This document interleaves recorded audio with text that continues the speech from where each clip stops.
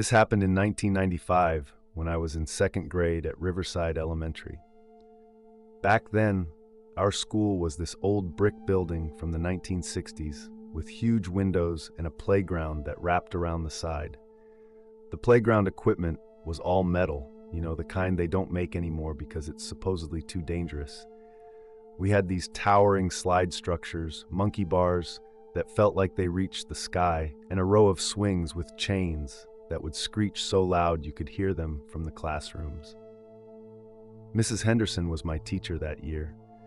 She was the type who'd been teaching forever and knew every trick in the book when it came to dealing with second graders. She had this system where we'd earn points for good behavior, and the reward was extra playground time after lunch. Our class had been doing really well that week, so we'd earned a full 30 minutes instead of the usual 15. That Thursday started like any other day. We'd finished our lunch period, and our class headed out to the playground, while the other second grade class had to go back for their math lesson. I was on the swings with my friend Katie when I noticed a woman standing by the fence. She was wearing what looked like teacher clothes, a long skirt and blazer, but I'd never seen her before. At first, I didn't think much of it. We had substitute teachers all the time, and they'd often come out for playground duty.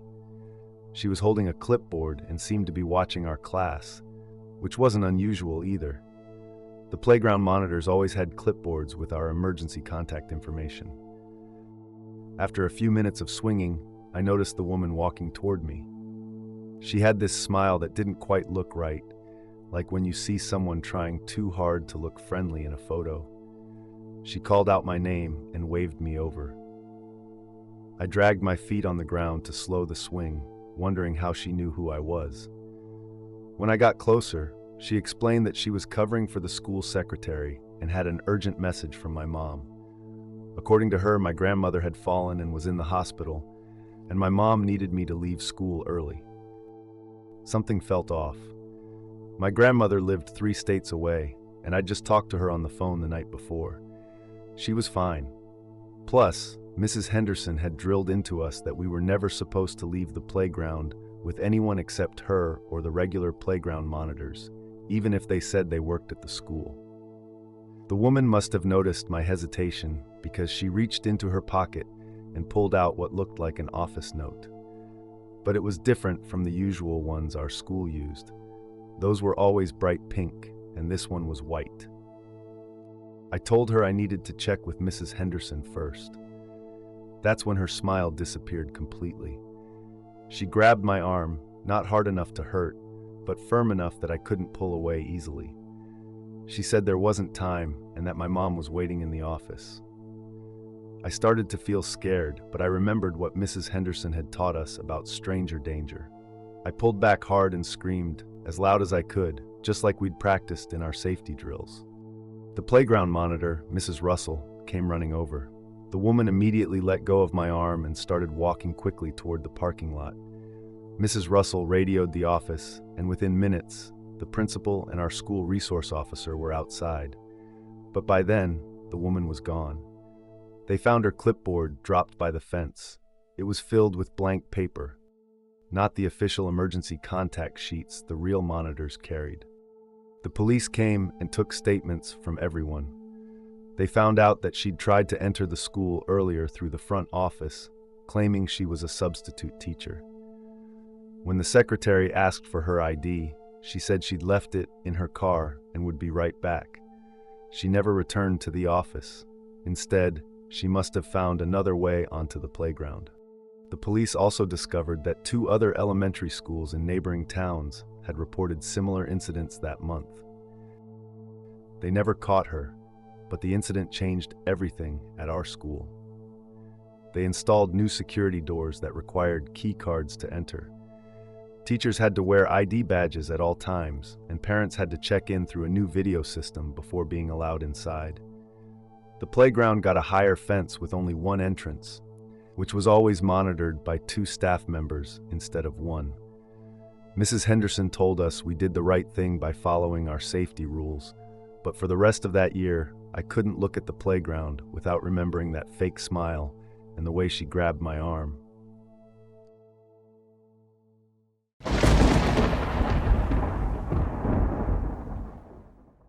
The winter of 1984 was unusually warm in suburban Connecticut. Our elementary school had this massive playground that backed up against dense woods. The school itself was this typical 1960s brick building with huge windows, and during recess, you could see the reflection of kids playing in those windows. My friend Tommy and I were both 7 in Mrs. Garcia's second grade class, and we had this game where we'd count all the cars that passed by during recess.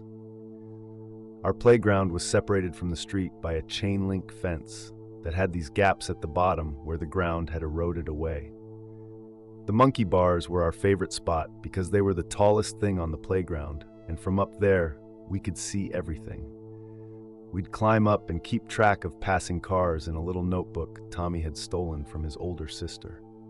Different colors were worth different points. Red cars were 5 points, blue ones were 3, and white ones only counted as 1. The first time we noticed the white van, it was just another 1-point vehicle in our game.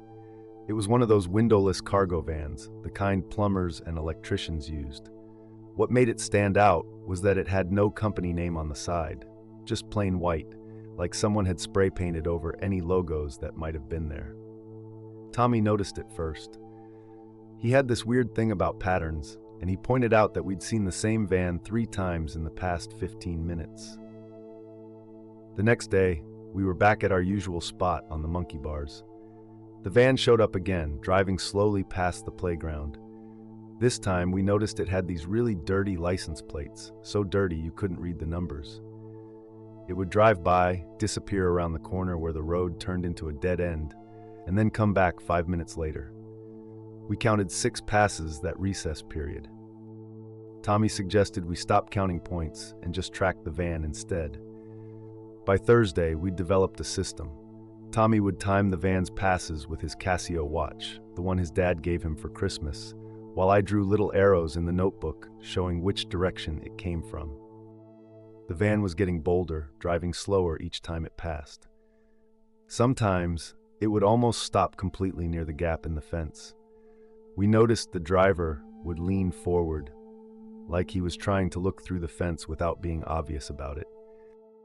During class that afternoon, I couldn't focus on our multiplication tables. I kept thinking about that van and how it reminded me of the Stranger Danger videos they showed us in assembly. When the final bell rang, Tommy and I hung back in the classroom. We decided to show Mrs. Garcia our notebook. She looked at our drawings and timestamps, then immediately walked us to the principal's office. I remember how her hands were shaking as she held our notebook. The principal, Stevens, called the police right away.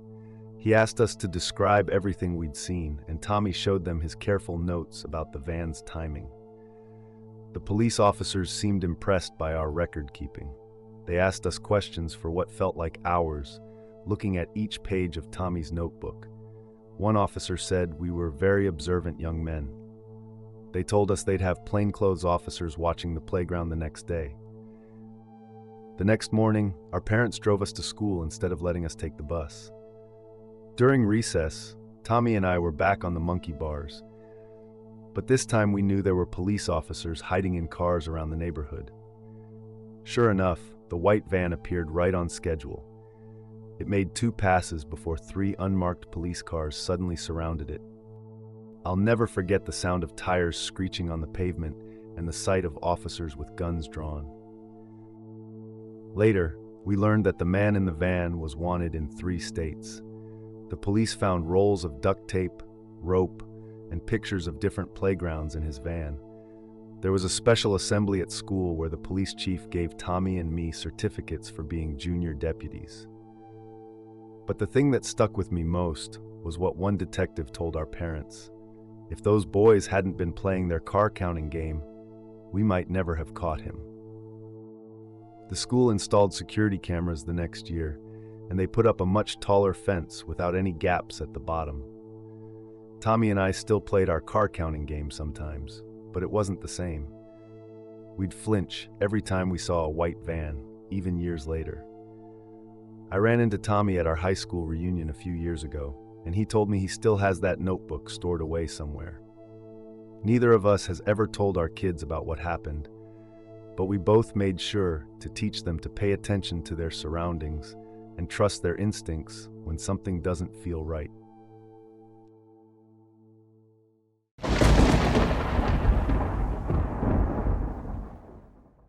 Oak Grove Elementary was the oldest school in our district, built sometime in the early 1970s.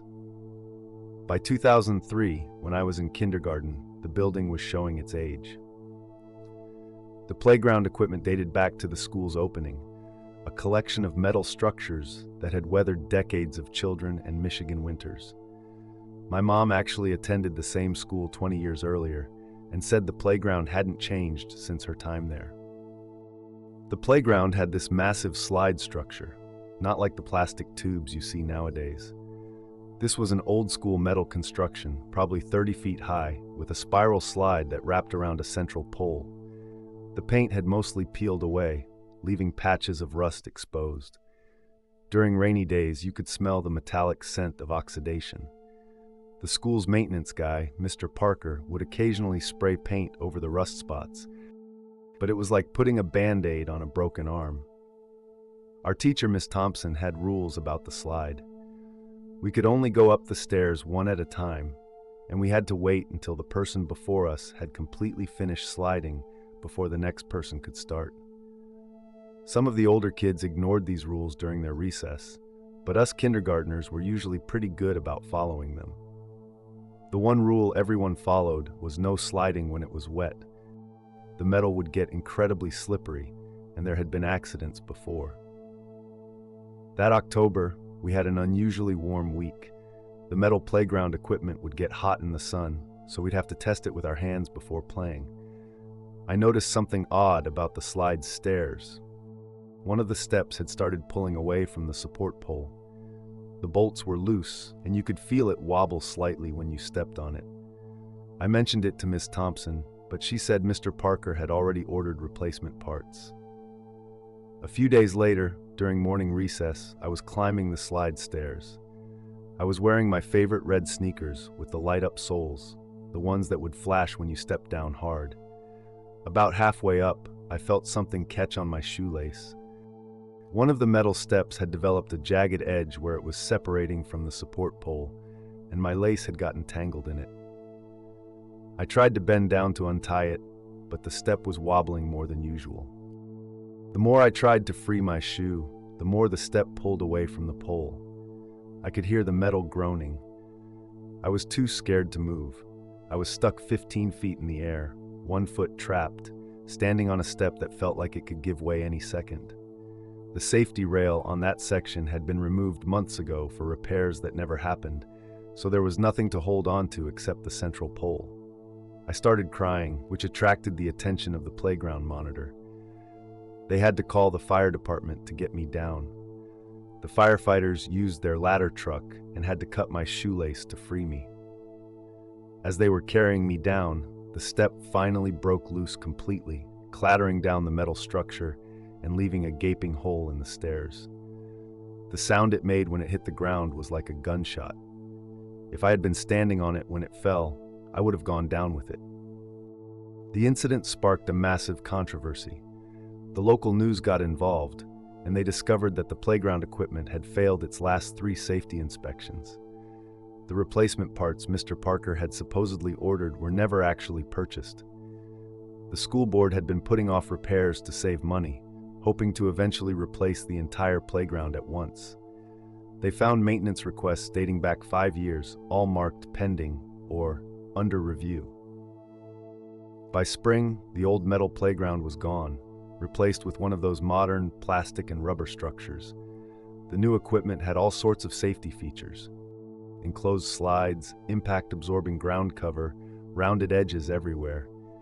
But even now, 20 years later, I can still hear that horrible metallic groan of the step pulling away from the pole. I work as a safety inspector now, specializing in playground equipment. Every time I see a maintenance issue being ignored or a repair being postponed, I think about that day and how close I came to falling.